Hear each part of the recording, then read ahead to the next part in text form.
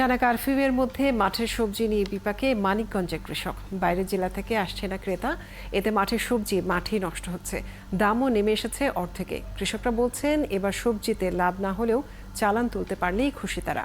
মনিরুল ইসলাম মিহিরের তথ্য ছবিতে প্রতিবেদন।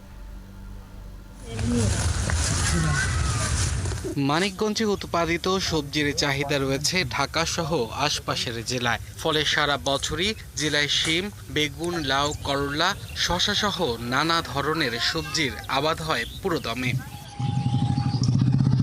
তবে গেল কয়েকদিন ধরে চলা সহিংসতা ও কারফিউর কারণে জেলা জুড়ে এই সবজি নিয়েই বিপাকে দিন পার করছেন কৃষকরা। তারা বলছেন গেল কয়েকদিনে কমেছে পাইকারদের আনাগোনা, এতে খেতেই নষ্ট হচ্ছে অনেক সবজি, যা বিক্রি হচ্ছে তার দামও আগের তুলনায় অর্ধেক।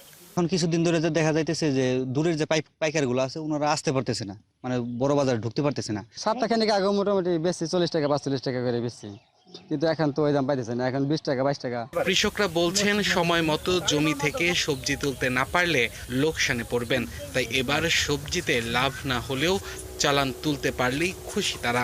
ভেন্ডি, অন্য যে ওই খাতে আছে বাগুন, আর কহি আছে, জালি ফুরিয়ে গেছে, পাইনা কদু আছে, সব জিনিসের দাম এতে অবস্থা হয়েছে। একটা লাউ ওখানে 15 টাকা 20 টাকা বিক্রি করা হয়, 20 টাকা খরচই হয়, এখন খুবই খারাপ। আড়তদাররা বলছেন সাধারণ মানুষের মনে বিরাজ করছে আতঙ্ক, ভয়ে পরিবহন রাস্তায় বের করছেন না অনেকে, যার প্রভাব পড়ছে বাজারে। গাড়ি ঘোড়ার জন্য পাইকার আসতে পারতেছে না, আসে না, যার জন্য ওরাও মাল বিক্রি করতে পারে না। গাড়ি ভাড়া 5,000 জায়গায় 10,000 চায়, অনেক পাইকারি মানে হিমশিম করে মানে মাল নেয় না, এই কারণে কৃষকরা হিমশিম পড়ে গেছে, বাজার কম। কৃষকরা যেন উৎপাদিত ফসল সঠিকভাবে বাজারজাত করতে পারেন, এর জন্য প্রশাসনের সহায়তা চান ব্যবসায়িক নেতারা। কৃষকরা একটু হইলেও হতাশায় ভুগতেছে যে আমরা সঠিক দাম পাচ্ছি না। আবারও যে স্বাভাবিক অবস্থানে ফিরে আসলেই কৃষকদের এই হতাশা কাটিয়ে ওঠা সম্ভব। জেলায় এবার 3,000 হেক্টর জমিতে কৃষকরা সবজির আবাদ করেছেন। আব্দুল্লাহ মামুন, ৭১। মানিকগঞ্জের সবজির বাজারের আরো খবর জানবো সহকর্মী মনিরুল ইসলাম মিহিরের কাছ থেকে। আমরা আছি এখন মানিকগঞ্জের পাইকারি বাজারে। এটি জাগির বন্দর ধলেশ্বরী পাইকারি আড়ত। এখানে খুব সকাল থেকে আড়তটি লাগে এবং কৃষকরা একেবারে প্রান্তিক কৃষক যারা আছেন তারা কিন্তু এই আড়তে চলে আসেন এবং এখান থেকে তারা আড়তদারদের কাছে বিক্রি করেন। তারপরে পাইকার যারা আছেন ঢাকার থেকে তারা নিয়ে যান এই সবজিগুলি। তাই খুব সকাল থেকে সবজিগুলি এখানে উঠেছে। তুলনামূলকভাবে আমরা দেখছি যে কৃষক যারা সবজিগুলি নিয়ে আসছেন তারা এখানে বিক্রি করছেন, কিন্তু খুব একটা সবজির দাম নেই।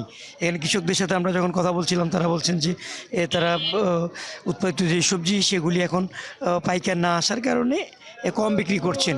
অর্থাৎ যে বিভিন্ন সবজিগুলি তাদের খেতে নাকি নষ্ট হচ্ছেন। গতকাল আমরা সারাদিনই খেতে ছিলাম ক্ষেত খামারে, তখন কৃষকদের সাথে কথা বলছিলাম। আছে দেখে আমরা দু একজন এখানে সবজি বিক্রেতা একেবারে কৃষক যারা, তাদের সাথে কথা বলিনি। আচ্ছা, আমরা আপনার সাথে একটু কথা বলি। আপনি আজকে কোন সবজি নিয়ে আসছেন আর সবজির দামের কি অবস্থা? গ্রামের অবস্থা খুব খারাপ, বেচাকেনি হইতেছে না, গাড়ি ঘোড়া জন্য মাল টাল সব আবার খেতে বইরা নিয়েছে, আনি কাস্টমার পাই না, বইটা নিয়েছি। এই যে সবজি তো বিক্রি করছেন, আগের মতো কি দাম আছে, কেমন দাম এখন? অর্ধেক দাম হয়ে গেছে, আগের অর্ধেক ঠিকই দাম হয়ে গেছে। আসলে দাম কমলো কেন? আমদানি হয়েছে, খাওয়া কমে গেছে, যোগাযোগ নাই, গাড়ি করে চলে না, গার্মেন্টস বন্ধ, খুলে না, এই আর কি। আচ্ছা, ধন্যবাদ। আচ্ছা, আপনার সাথে একটু কথা বলি, আপনি কি নিয়ে আসছেন আর যে কেন আসলে? নিয়ে আসি আর পুঁই শাক নিয়ে আসি। এইগুলো তো মনে করেন এখন নিতেছে না, লোকজন যাতায়াত করতে পারতেছে না, কেনাকাটার লোক নাই।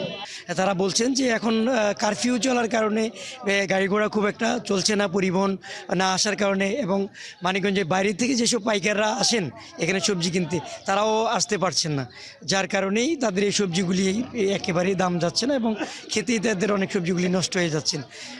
এভাবে আমরা যখন এখানে পাইকার যারা আড়তদার যারা আছেন তাদের সাথেও কথা বলছিলাম, তারা বলছেন যে কৃষকরা যখন অনেক সবজি নিয়ে আসবেন তারাও হয়তো কয়টা দাম পাবেন এবং এখানে যারা আড়তদাররা আছেন তারাও দাম পাবেন, আবার পাইকাররা আসলে সেক্ষেত্রে সবজিগুলি বিক্রি হবেন। এখন তাদেরও অপেক্ষা কবে একেবারে পরিবহনগুলি স্বাভাবিকভাবে চলাচল করবে এবং স্বাভাবিকভাবে পাইকাররা আসবেন, সেক্ষেত্রে তারা ন্যায্য দামগুলি পাবেন।